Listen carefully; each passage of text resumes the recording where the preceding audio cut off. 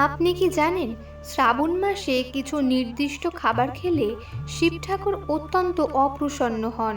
হ্যাঁ, অনেকেই এই বিষয়ে সচেতন নন, কিন্তু শিব পুরাণ ও ধর্মশাস্ত্রে পরিষ্কারভাবে বলা হয়েছে শ্রাবণ মাসে কিছু বিশেষ খাদ্যদ্রব্য গ্রহণ করা একেবারেই নিষেধ।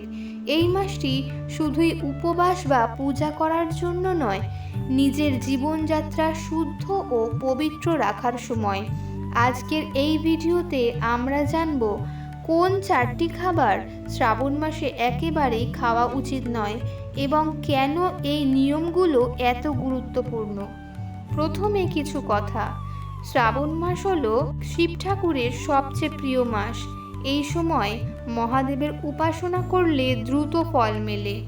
এই মাসে বহু ভক্ত সোমবার উপবাস রাখেন, মহামৃত্যুঞ্জয় মন্ত্র জপ করেন, বেলপাতা অর্পণ করেন। কিন্তু অনেকেই জানেন না, পুজো জপ করার পাশাপাশি খাবার দাবারেও থাকতে হয় কিছু নিয়ম। কারণ শরীর পবিত্র না হলে মনের ভক্তিও শুদ্ধ হয় না, আর শিব ঠাকুরের কৃপাও মেলে না। চলুন জেনে নেওয়া যাক সেই 4টি খাবার যেগুলো শ্রাবণ মাসে না খেলেই ভালো। মাংস ও মদ্যপান। শ্রাবণ মাসে মাংস, মাছ, ডিম ও মদ জাতীয় পানীয় খাওয়া সম্পূর্ণরূপে নিষিদ্ধ। এটি তামসিক খাদ্য, যা শরীরকে জড়তা, রাগ, অলসতা ও অহংকারে ভরিয়ে তোলে। মহাদেব ত্যাগের প্রতীক।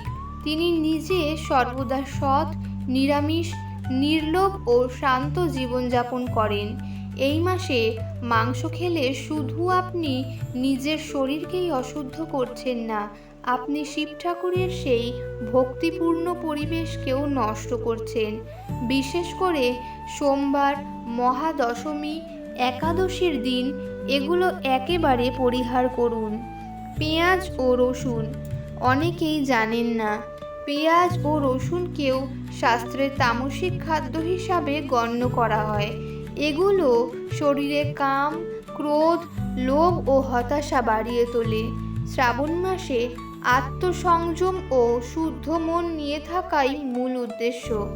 শিব ঠাকুর ধ্যান ও তপস্যার প্রতীক এবং এই ধরনের খাবার সেই মনোসংযোগ নষ্ট করে।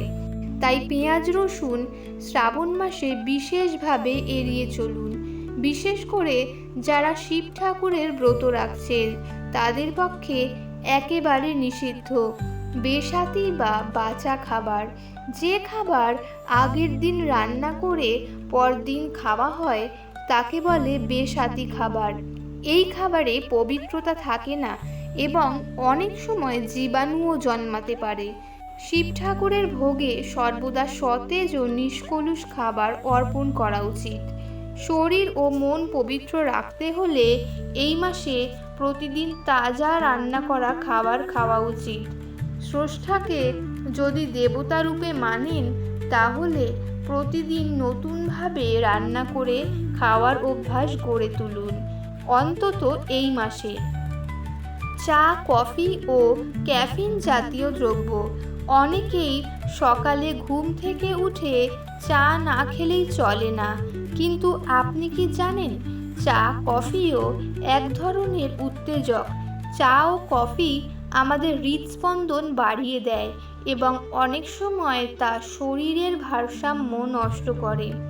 তপস্যা ও ধ্যানের সময় যেমন মন শান্ত রাখতে হয়, শ্রাবণ মাসেও সেই রকম সংযম প্রয়োজন।